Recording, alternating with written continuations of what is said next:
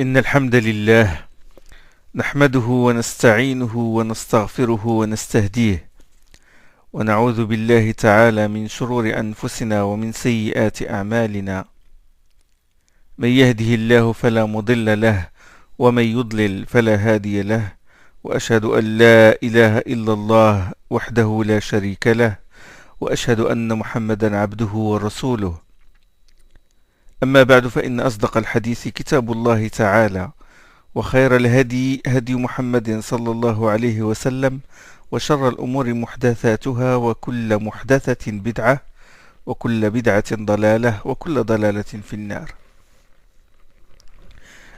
Nous vous avons expliqué la modalité de la descente du Coran sur le prophète sallallahu alayhi wa sallam, c'est-à-dire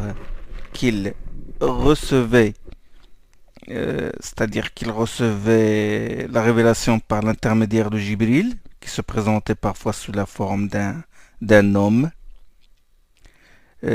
ou sous sa forme angélique, ça c'est arrivé 2 fois, ou sous sa forme angélique mais derrière un voile.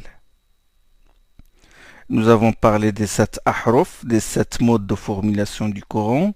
Nous avons parlé de la façon dont le Coran a été descendu, descente synthétique, de la table gardée à Bayt al-Izza, la maison de la puissance, au ciel le plus bas, puis descente, fragment par fragment, descente graduelle, munajjam, tout au long de la mission prophétique de Muhammad sallallahu alayhi wa sallam. Alors, si nous respectons l'arbre des sciences que nous avons schématisé, nous avons mis descente fragment par fragment dans un rectangle, et de ce rectangle se ramifient 2 branches. Se ramifient 2 branches. On distingue les sourates révélées en une seule fois et les sourates révélées en plusieurs parties. Bien sûr, nous avons déjà dit que le najm, le morceau révélé au prophète sallallahu alayhi wa sallam en une seule situation, en une seule circonstance, il peut être formé de 5 versets, 10 versets, ou plusieurs versets, ou même une partie d'un verset, ou une sourate entière, ou 2 sourates au maximum. Ou 2 sourates, ça au maximum. Alors, sourates révélées en plusieurs parties. Ça, c'est dans la majorité des cas. Sourates révélées en plusieurs parties, ça, c'est dans la majorité des cas. La plupart des sourates ont été révélées partie par partie. Exemple, la sourate Iqra, les 5 premiers versets, ont été révélés au prophète sallallahu alayhi wa sallam à la caverne de Hira, puis plus tard les 14 qui restent ont été révélés au prophète sallallahu alayhi wa sallam. Sourate révélée en une seule fois, la Fatiha. La Fatiha a été révélée en une seule fois. Sourate l'Ikhlas, la consécration, Qul huwallahu ahad, Allahu samad, dit il est Allah, il est un.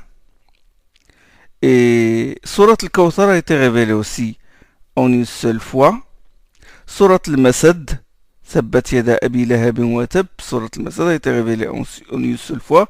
Et Al-Bayyina aussi, la Sourate Al-Bayyina a été révélée en une seule fois. Lam yakun alladhina kafaru min ahli al-kitabi wal mushrikina munfakkina hatta ta'tiyahum al-bayyina. Les non-croyants parmi les gens du livre et les associateurs n'entendaient pas renoncer à leur mécréance tant qu'ils n'avaient pas reçu la preuve évidente. Le prophète sallam a reçu l'ordre de réciter cette sourate à Ubay ibn Ka'b.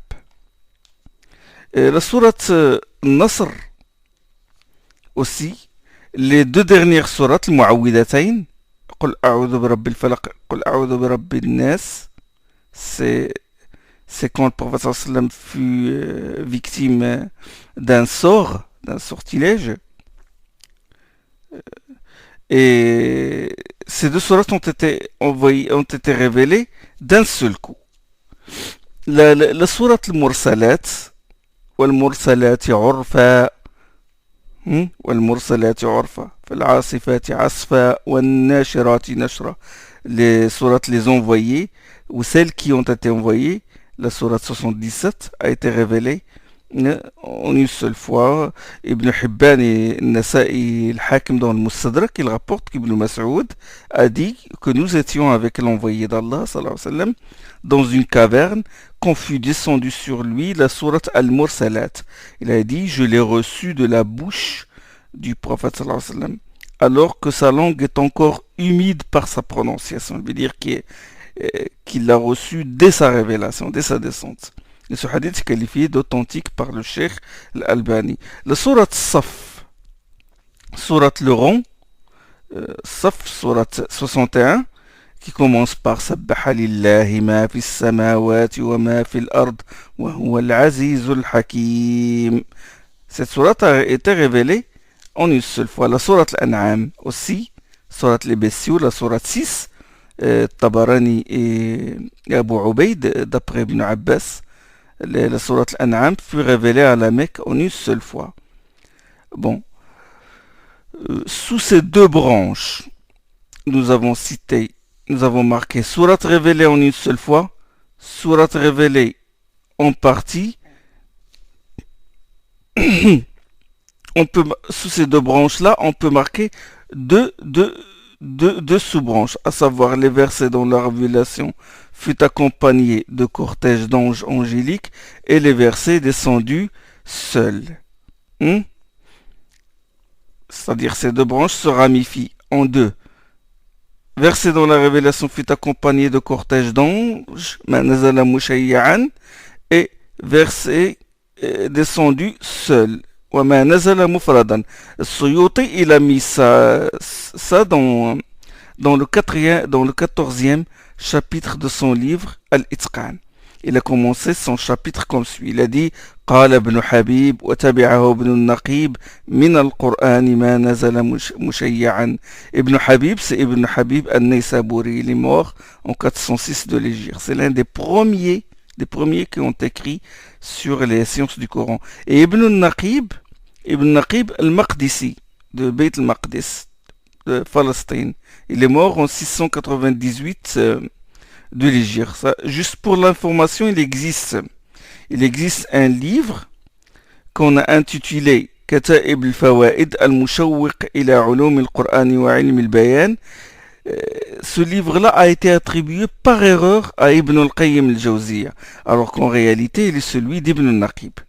Il a été édité comme étant un livre d'Ibn al-Qayyim. Et c'est le grand cheikh, le muhaddith Mahmoud Shakir, qui a signalé cette erreur. Ça, c'est juste pour l'information. Ibn al-Habib et Ibn al-Naqib ont dit que dans le Coran, il y a des parties dont la révélation, dont la descente fut accompagnée d'un cortège d'anges. Parmi lesquels ils ont dit qu'il y a la sourate Al-An'am, il fut accompagné d'un cortège de 70 000 anges. Ils ont cité aussi la Fatiha, 80 000 anges. Le verset Al-Kursi, Ayat Al-Kursi, Allahu la ilaha illa huwa al-hayyul qayyum, 30 000 anges. Surat Yasin aussi, mais attention, les hadiths qui sont rapportés à ce sujet sont tous faibles, voire très faibles. Ça, c'est pour vous avertir. Alors, bon. Donc, nous avons parlé de quoi? Nous avons parlé de la façon dont le Coran a été descendu. Bon, ça, c'est descendre en une seule fois de la table gardée au ciel plus bas. Ça, c'est la façon. L'autre branche, c'est descendre fragment par fragment. Et nous avons divisé cette branche-là en deux autres branches de second niveau. C'est sourate révélée en une seule fois et sourate révélée en plusieurs parties. Bon, maintenant nous allons passer à une autre branche parmi les 5 branches qui se ramifient à partir des sciences relatives à la descente du Coran. Nous sommes toujours dans le Tanzil, Mihwar Tanzil, l'axe du Tanzil.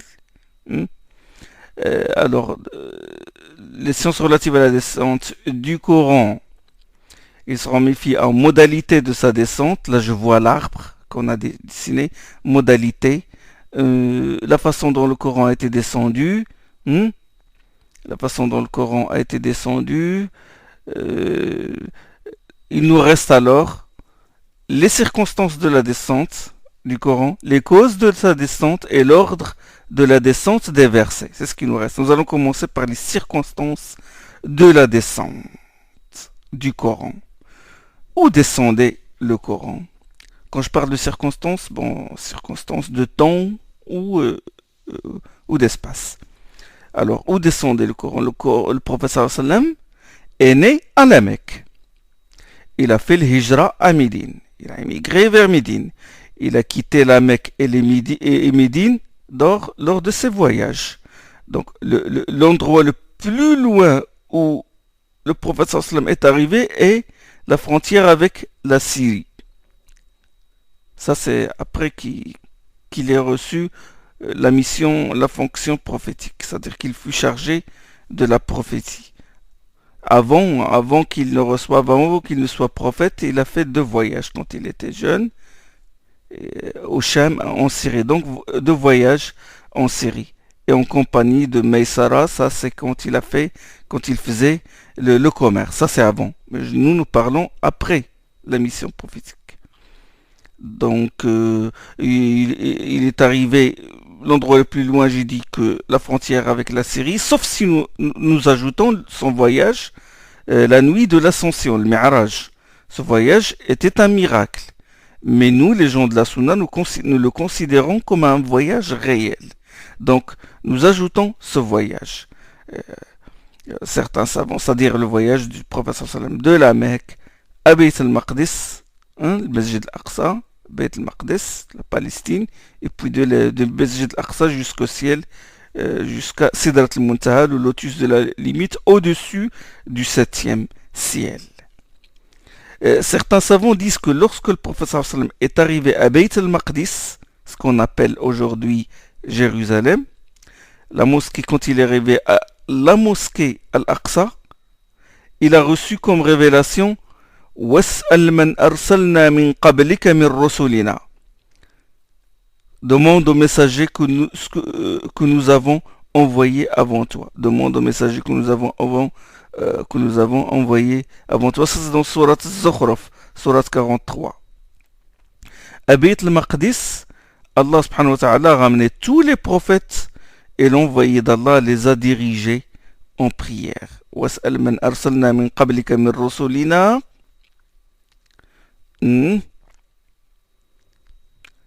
a été révélé, on dit certains savants, وَاسْأَلْ مَنْ أَرْسَلْنَا مِنْ قَبْلِكَ مِنْ رُسُلِنَا أَجَعَلْنَا مِنْ دُونِ الرَّحْمَنِ آلِهَةً يُعْبَدُونَ. Demande à ceux, aux messagers que nous avons envoyés avant toi, est-ce que nous avons donné en dehors du tout miséricordieux d'autres divinités qui soient pour être adorées? C'est-à-dire que la da'wah de tous les prophètes, c'est le tawhid, c'est le monothéisme pur. J'ai dit à Bayt al-Maqdis, Allah a ramené tous les prophètes et Muhammad sallallahu alayhi wa sallam les a dirigés en prière. Il était l'imam. Et les savants qui sont spécialistes dans les circonstances, ulama al-mawaqi', ils considèrent ce verset comme verset maqdisi, aya maqdisiya, c'est-à-dire relativement à la mosquée Al-Aqsa. Donc certains savants aussi considèrent que les 2 derniers versets de la Sourate Al-Baqarah ont été reçus par le prophète par une révélation directe venant d'Allah subhanahu wa ta'ala. آمن الرسول بما أنزل إليه من ربه والمؤمنون كل آمن بالله وملائكته.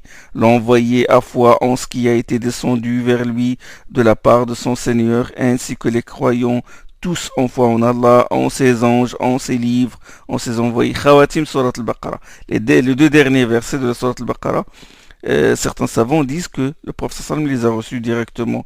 Mais ça, c'est discutable.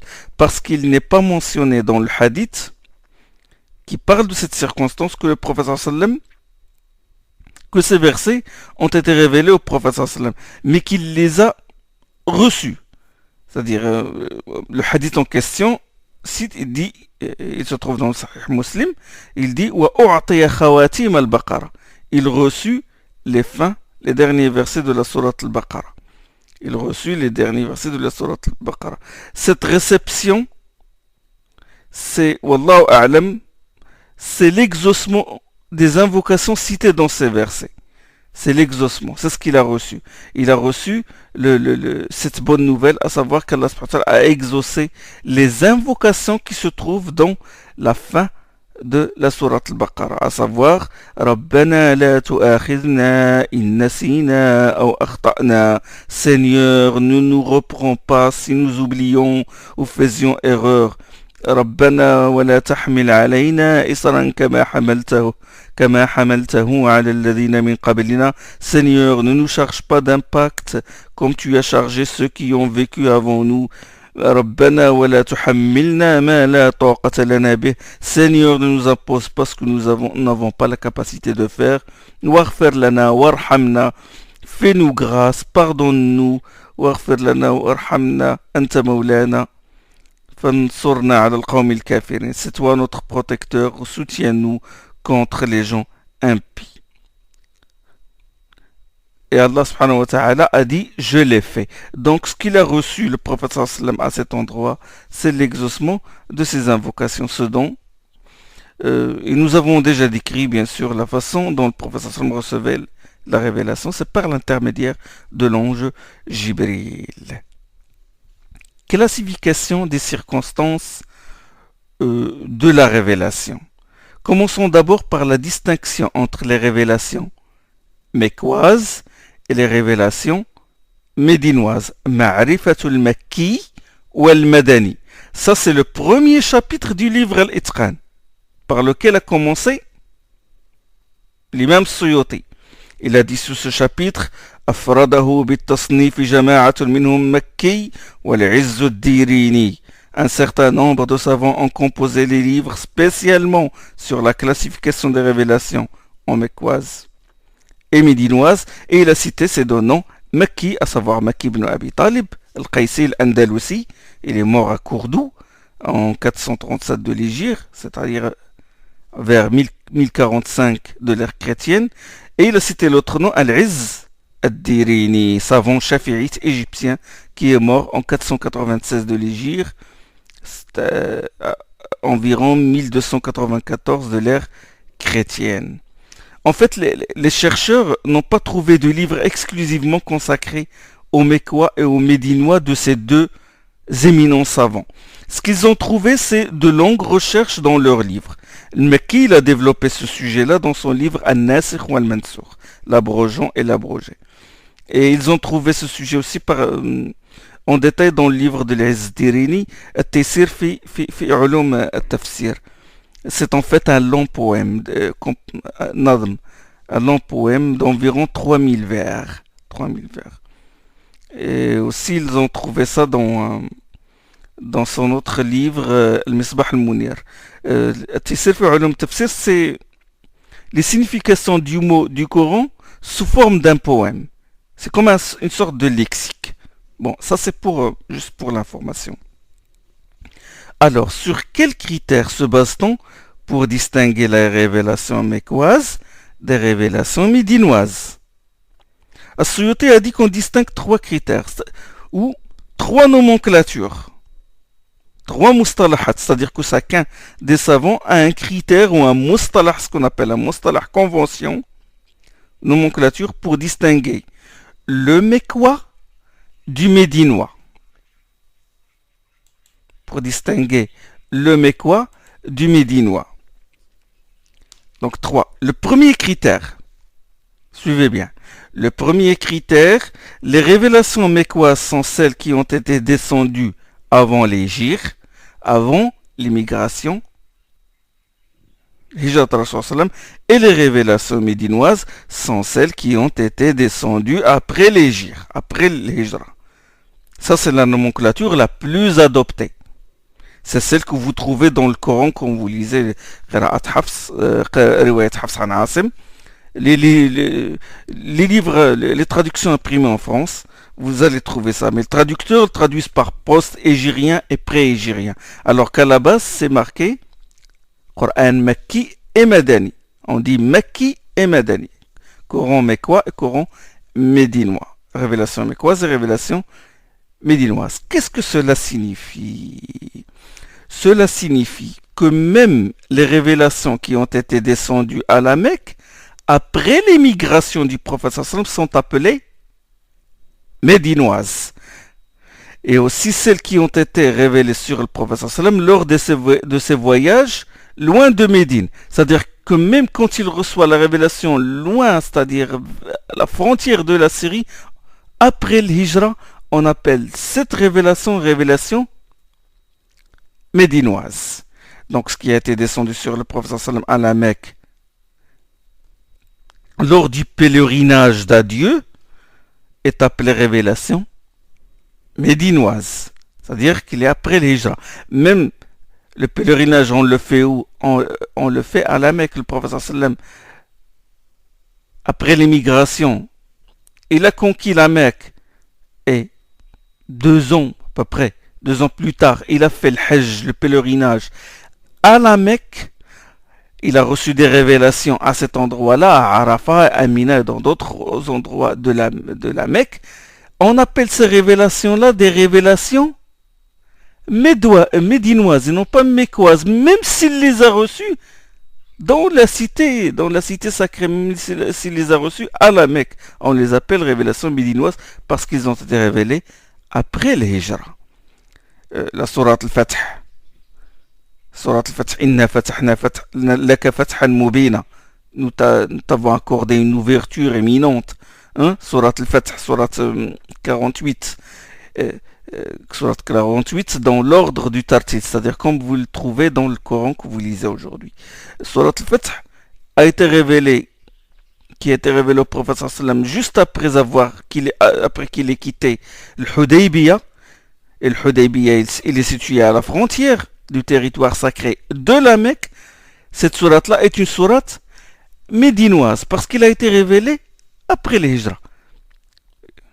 Après l'hijra, lors du pacte du Hudaybiyah. Le pacte du Hudaybiyah, c'est vers l'année 6 de l'hijra, c'est-à-dire 6 ans après l'hijra.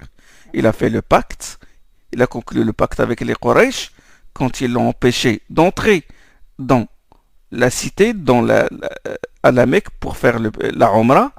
Et là, il a conclu un pacte et il est revenu. Au moment où il revenait, il a reçu Surat al-Fath. Cette sourate est médinoise. Suyuti a ajouté autre chose. Se basant sur un asar de Yahya ibn Salam, sur une tradition de Yahya ibn Salam, il dit que ce qui a été révélé au prophète alors qu'il était en route vers Médine lors de son immigration est une révélation mécoise. C'est-à-dire en route avant qu'il n'arrive à Médine, c'est une révélation mécoise. Ça, c'est un premier istilah, c'est un premier, ou si vous voulez, critère. Le deuxième istilah, la révélation mécoise ou les révélations mécoises sont celles qui ont été descendues à la Mecque. Peu importe si c'est avant ou après l'hijra. Et les révélations médinoises sont celles qui ont été révélées à Médine, peu importe si c'est avant ou après l'émigration.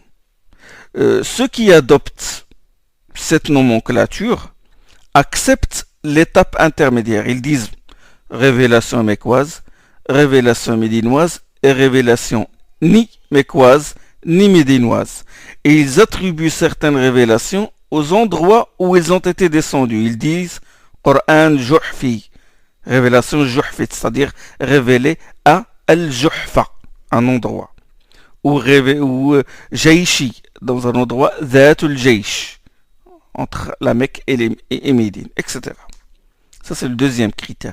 Le troisième, c'est que il se base sur le discours. Le critère, c'est le discours, le khitab.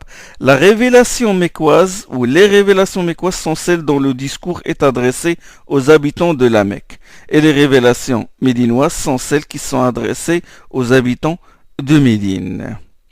D'accord?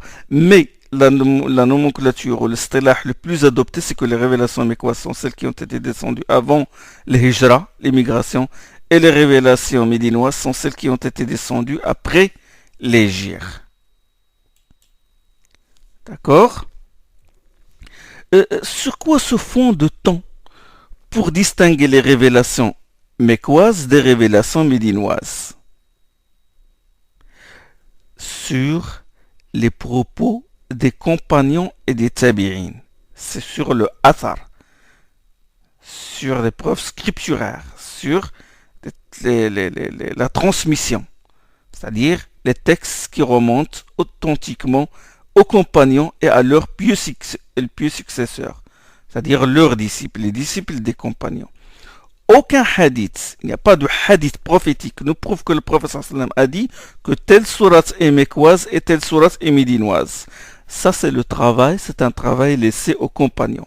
Les compagnons entouraient le prophète sallam. Le Coran constituait le tout pour eux. Abdullah ibn Mas'ud radiyallahu anhu jurait, comme c'est rapporté dans Sahih al-Bukhari.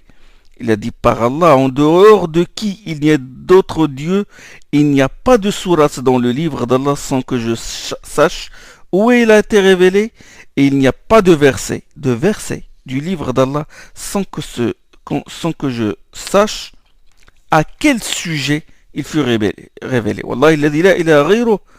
ما أنزلت سورة من كتاب الله إلا أنا أعلم أين أنزلت ولا أنزلت آية من كتاب الله إلا أنا أعلم فيما أنزلت ولو أعلم أحدا أعلم مني بكتاب الله تبلغه الإبل لركبت إليه. Il a dit, si je connaissais quelqu'un de plus savant que moi à propos du livre d'Allah qu'on puisse atteindre à d'autres chameaux, j'irai jusqu'à lui. Les circonstances et les causes, ce sont les compagnons qui s'en occupaient. Ils avaient enregistré, ils les avaient enregistrés et ils les avaient transmis aux tabi'in, à leurs puis successeurs. Le prophète sallam, qu'est-ce qu'il fait? Le prophète sallam, il évaluait les choses à leur juste valeur. Il dosait. Il ne s'est pas beaucoup intéressé à ce genre de classification. Il a laissé à la discrétion des compagnons les circonstances et l'ordre chronologique, je veux dire, l'ordre chronologique de la descente, intéresse surtout les spécialistes, les grands savants. C'est pour distinguer l'abrogeant et l'abrogé, ou ceux qui étudient la question de la spécification de certains versets ou énoncés juridiques. Tarsis. Et c'est aussi à quoi ça sert, pourquoi la révélation a été, le Coran a été descendu chronologiquement, verset par verset, fragment par fragment. C'est aussi, ça a un but d'éducation, comme on l'a dit dans les séances précédentes, c'est-à-dire la gradation dans l'éducation, la tazkiya, la purification et l'éducation, comme on l'a vu, quand je vous l'ai déjà expliqué. Donc ça c'est en second degré, mais le professeur Sam s'est intéressé à autre chose lors de la réception de la révélation, à une autre forme d'explicitation, à savoir l'agencement des morceaux de la révélation qu'il recevait. C'est cela dont il était chargé dès le départ, sallallahu alayhi wa sallam. Depuis qu'il a reçu l'ordre, depuis qu'il a reçu Iqra bismi rabbiki. C'est le tartil. Le prophète sallam s'occupait de l'agencement des versets. Il disait aux compagnons, mettez ce verset ici, mettez ce verset là, mettez cette sourate ici, mettez ce verset dans cette sourate, etc. C'est ça à quoi s'intéressait le prophète sallallahu alayhi wa sallam. Le tartil, l'agencement. Vous savez, quand on entend le tartil, ça nous renvoie directement à la façon d'articuler, de prononcer les lettres, les voyelles, l'idgham, l'élision, la prolongation des voyelles longues, etc. Le runna, le tanwin, etc. Mais ça, c'est un agencement vocal, tartil, sauti. Ce dont je parle maintenant, c'est l'agencement textuel, c'est-à-dire l'agencement textuel, sa composition, selon l'ordre qui existe dans la table gardée. Et le prophète sallam a engagé des scribes et leur disait, mettez ce verset. D'ailleurs, c'est la raison pour laquelle le prophète sallam a engagé des scribes. Mettez ce verset-là, mettez ce verset ici. Ça, c'est en soi un miracle. Ajib. Le prophète sallam ne sait pas lire, il ne sait pas écrire. Et pourtant, il dit, mettez ça. Il reçoit une révélation aujourd'hui, une partie de la sourate aujourd'hui, et des années plus tard, il reçoit la suite. Et il disait à Zayd ibn Thabit et à Mu'adh ibn Jabal et aux autres scribes, Ubay ibn Ka'b et tout, venez, prenez l'encrier, prenez la plume, marquez ce verset-là que je viens de recevoir dans la sourate que j'ai reçue il y a 4 ans, 5 ans auparavant. Le professeur n'avait pas d'ordinateur chez lui, il n'avait pas de stylo, il n'avait pas de papier, il n'avait pas... Et subhanallah, Allah subhanahu wa ta'ala a mis le Coran dans son cœur et c'est Allah subhanahu wa ta'ala qui le guide et qui lui inspire de mettre ce verset-là et ce verset. Ici, comme j'ai dit, le tartil, l'agencement des versets, l'ordre des versets et des sourates repose sur un enseignement divin. Le Baqara par exemple, le Baqara, entre le début de la Baqara et la fin de la Baqara, entre ce début et la fin, il y a environ 8 ans. C'est-à-dire, la révélation de Al-Baqarah s'est déroulée, s'est effectuée durant 8 ans. 8 ans de disposition des versets. Et entre-temps, d'autres sourates ont été révélées. Le prophète sallallahu alayhi wa sallam a reçu la Baqarah vers la 2e année de l'Hégire. Et le dernier verset du Coran, du Coran, ça on va l'étudier. Le dernier verset, c'est Wattaqu yawman turja'una fi ila Allah, redoutez le jour où vous serez ramenés à Allah. Entre ce début et la fin, il y a à peu près 8 ans. Donc, 8 ans de disposition, et comme j'ai dit, entre-temps, d'autres sourates, d'autres versets ont été révélés dans d'autres sourates. Et chaque fois, il dit, Zayd ibn Thabit, mets ce verset-là, mets ce verset-là, mets ce verset dans cette autre sourate, mets ce verset dans cette autre sourate. Yani le tartil. Et ça, c'est un miracle en soi, comme j'ai dit. Et subhanallah, ça, à la fin, ça nous a donné, yani, le Coran dans toute sa beauté, sa clarté et sa richesse. Vous lisez une sourate médinoise et à côté d'elle une sourate mécoise et entre les deux, il y a des liens de correspondance extraordinaires. Et ça, nous allons le voir, Inch'Allah, bi'idnillah. Une sourate mécoise et on trouve à l'intérieur de cette sourate mécoise des versets médinois. Et tu ne constates aucune rupture de style ou de discordance. Le tartil. Le Coran, pas ceux qui disent, bon, on a besoin d'ordre chronologique, le Coran n'est pas un livre d'histoire. Et c'est pourquoi il n'y a pas beaucoup de noms propres dans le Coran. Quand il cite un nom, c'est pour une raison bien valable. Vous trouvez souvent dans le Coran, il désigne quelqu'un à la 3e personne du singulier ou à la 3e personne du pluriel, pour le pluriel. Comme par exemple, وَلَا تَكُونُوا كَالَّتِي نَقَضَتْ غَزْلَهَا مِنْ بَعْدِ قُوَّةٍ أَنْكَاثًا تَتَّخِذُونَ أَيْمَانَكُمْ دَخَلًا بَيْنَكُمْ. Dans Surat An-Nahl, ne faites pas comme celle qui défaisait la laine après l'avoir soigneusement filée. Celle, une femme qui habitait l'Arabie et qui, qu'est-ce qu'elle fait? Bon, il a des filles, des servantes qui filent la laine et à la fin de la journée, il dit, c'est comme une folle, il leur dit de défaire ce qu'ils ont fait. Le Coran ne parle pas du nom ne cite pas le nom de cette femme, parce que ce n'est pas ce qui nous intéresse, ce n'est pas qui intéresse les musulmans. Ce qui leur intéresse, c'est la leçon tirée de ce qui a été dit, de ce qu'a fait cette personne-là, en bien ou en mal.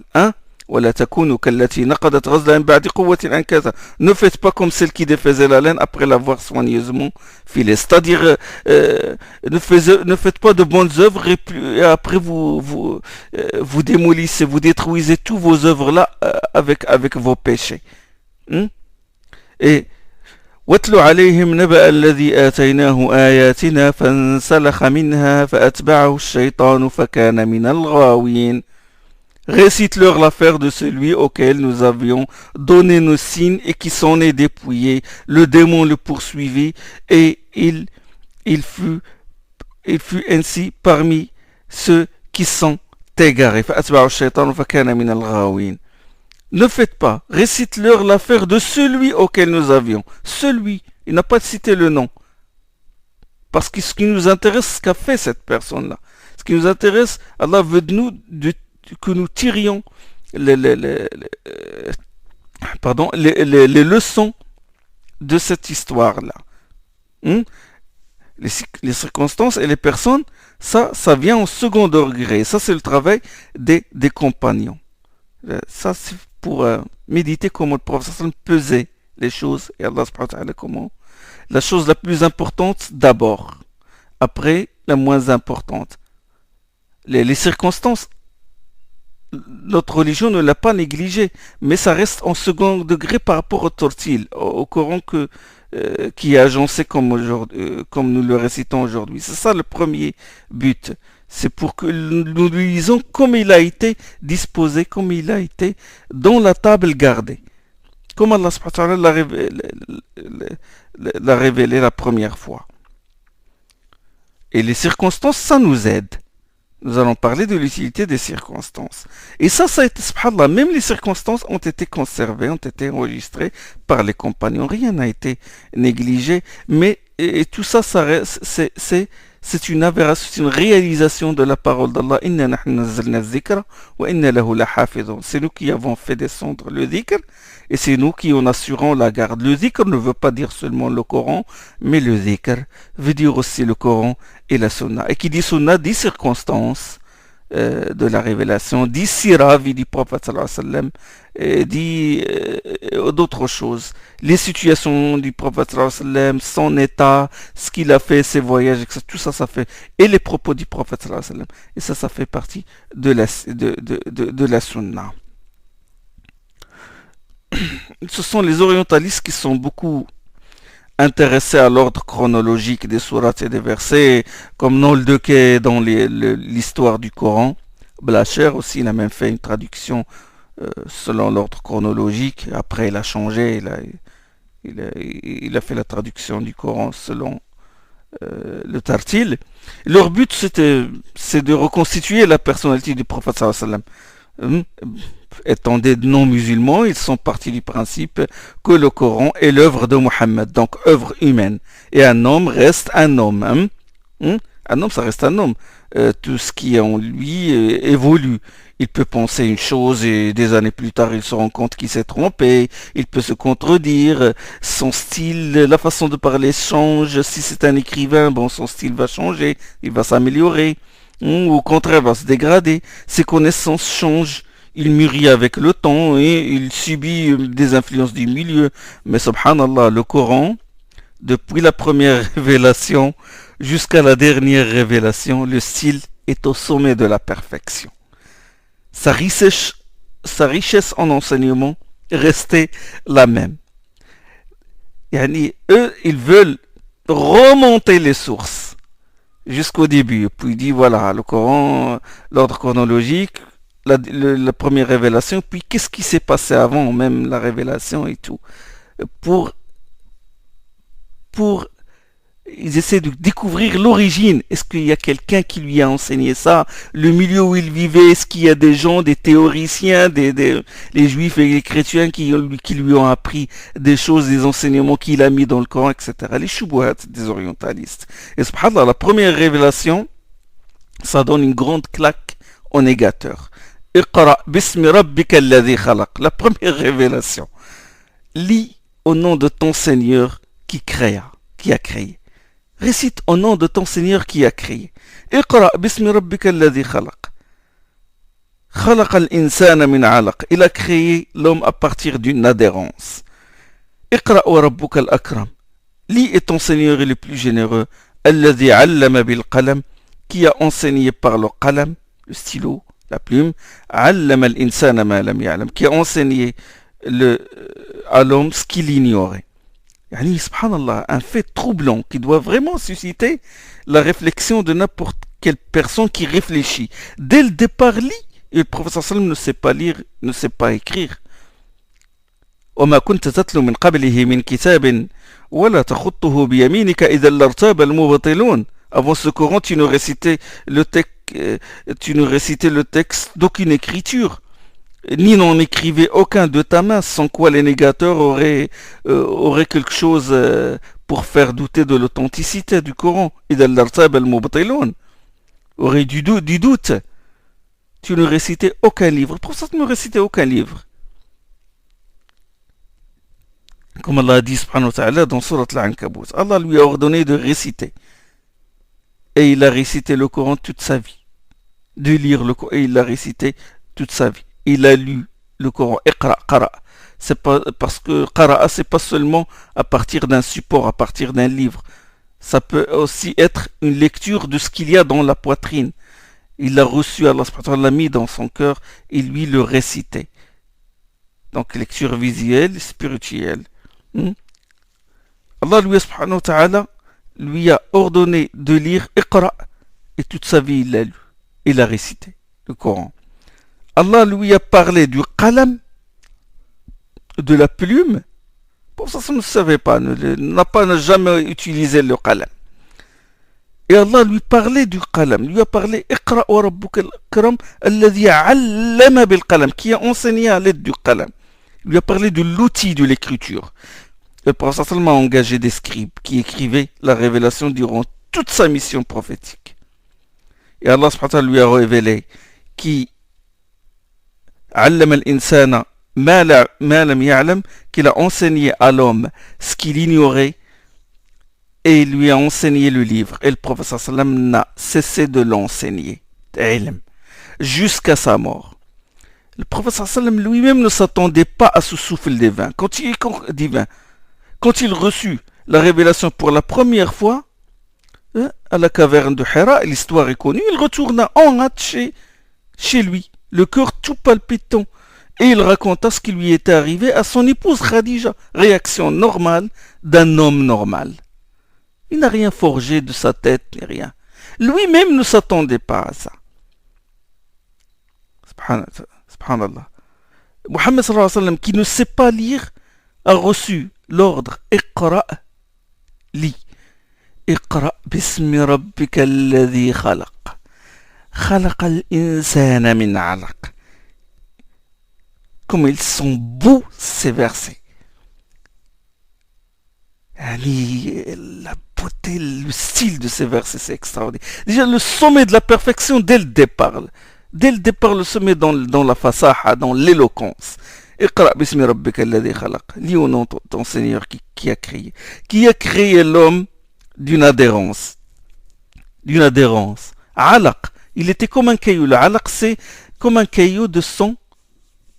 Du sang coagulé, c'est comme ça que au début l'embryon, on dirait des morceaux de sang, un caillou de sang qui est collé à quelque chose.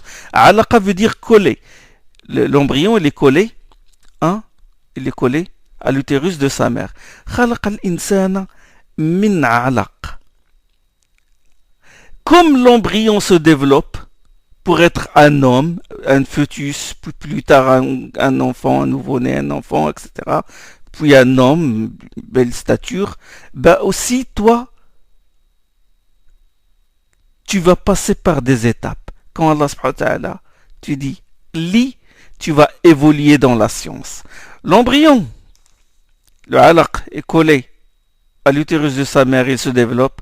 Toi, tu vas être collé à la science d'Allah et tu vas te développer graduellement. Tarbiya. Iqra bismi rabbik. Dis au nom de ton Rabb. Et Rabb vient de Tarbiya. Il va t'éduquer. Comme il va t'élever, comme il élève, comme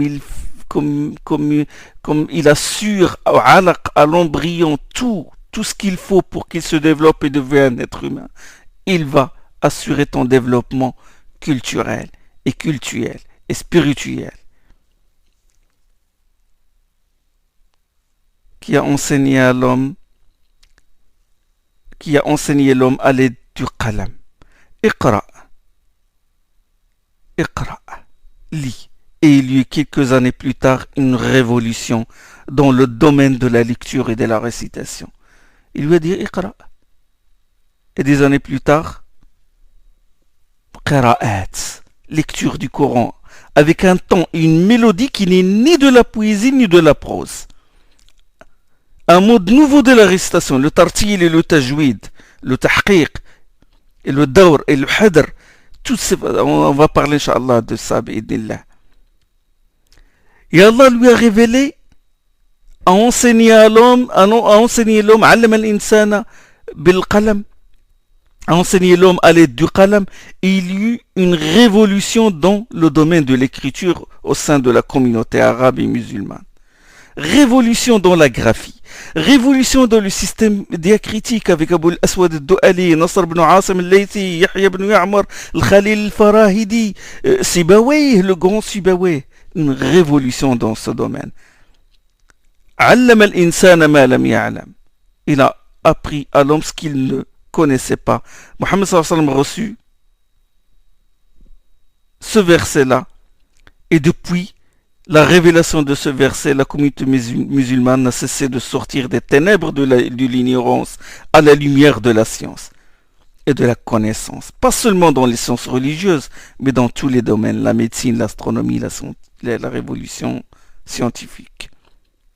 D'après l'expérience humaine, un génie ne vient pas d'un seul coup. On ne devient pas un grand écrivain d'un seul coup, un moraliste ou un philosophe d'un seul coup, un grand médecin ou un inventeur. Il faut des années de travail, de souffrance.